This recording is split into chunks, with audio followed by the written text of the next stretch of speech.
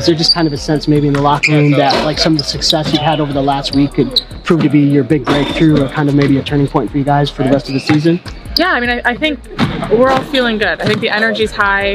Really good win in Minnesota. Had a chance to celebrate together. I think that only helps our chemistry. You know, all that stuff off the court definitely fuels us. We're having fun with each other. We're having fun together playing. So I think it is. I think this is a good moment for us, and you know, especially we're playing without one of our best players. So to do that in those circumstances, we're really just proud of ourselves. The Las Vegas Aces, the self-proclaimed unstoppable dynasty of the WNBA, just got humbled in front of the entire basketball world. A 27-point thrashing, check. Aya Wilson getting every friendly whistle imaginable and still failing spectacularly, big check.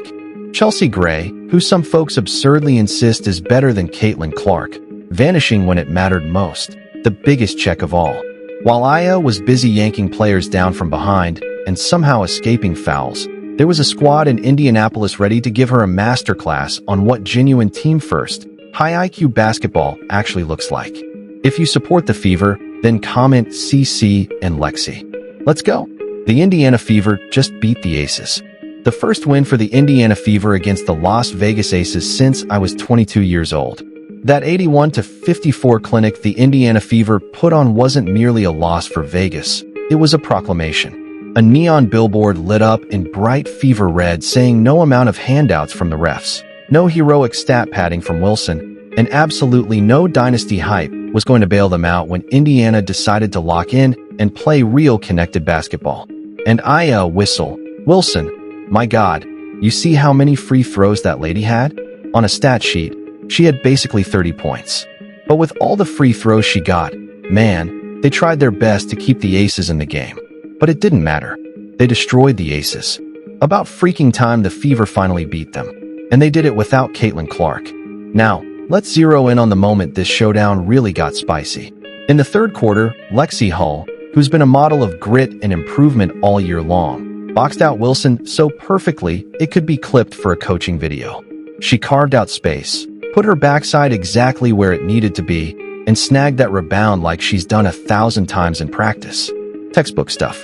But in came Aya Wilson from behind, literally reaching over Lexie's shoulders and arms to claw for the ball in a move so blatant it belongs in a what not to do highlight reel. Shot won't fall. Wilson, it looks like over the back. Jump ball is the call. Wow. Stephanie White's upset about that. I thought that was over the back. Watch this. That's a jump ball. Ask anyone who's watched even a single AAU game and they'll tell you. That's an over the back foul. Indiana ball.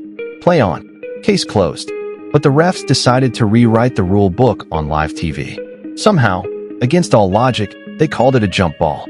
Like Wilson was equally entitled to that rebound after bulldozing Hull from behind. This was a big win for the Fever because the Aces were the only team they had not won a single game against last season, meaning the Aces swept the Fever last year. They hadn't won a game against the Aces in 16 tries, and they did it without Caitlin Clark. This team is crazy. They beat the #1 team in the league and then beat the Aces, who had dominated them for years. It's a testament to how this team is finally developing rhythm. Even the broadcast crew couldn't hide their shock. Their commentary wavered between stunned silence and awkward chuckles as they struggled to process what was unfolding. The contact was obvious. The violation couldn't be clearer.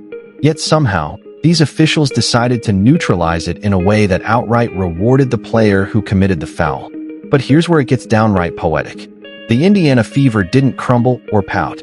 They didn't let shaky officiating ruin their momentum. They shrugged it off, tightened their laces, and proceeded to absolutely dismantle the Aces so completely that every questionable call faded into irrelevance.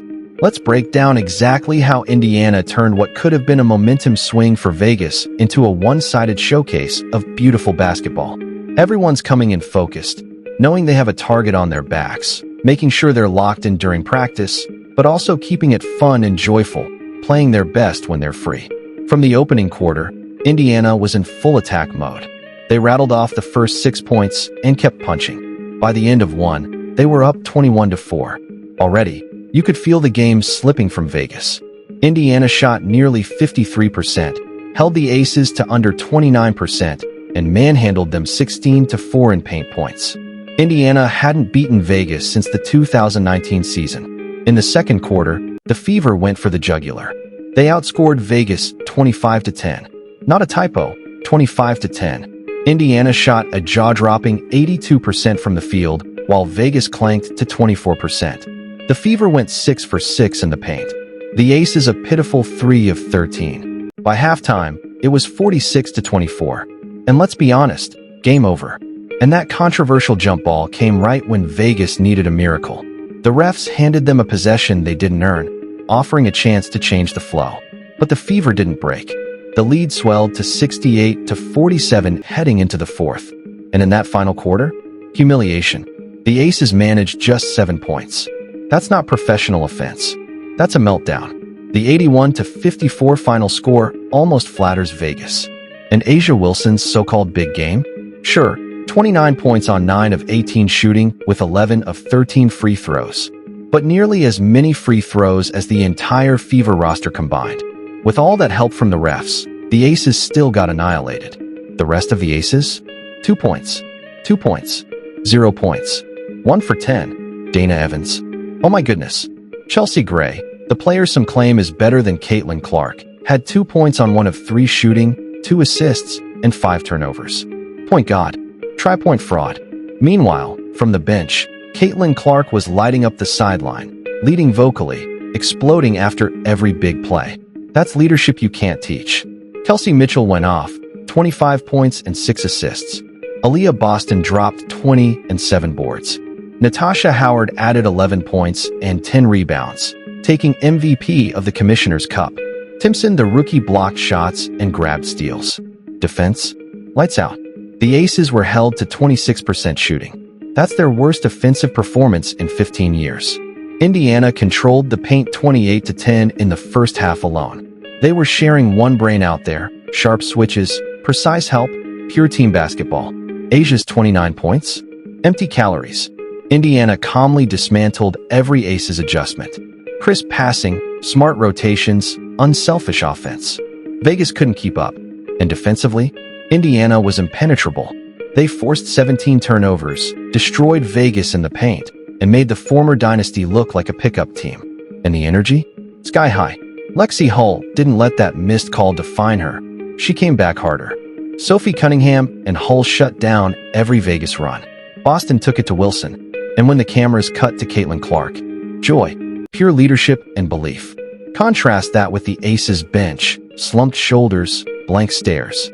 What this game exposed is that the Aces are no longer inevitable.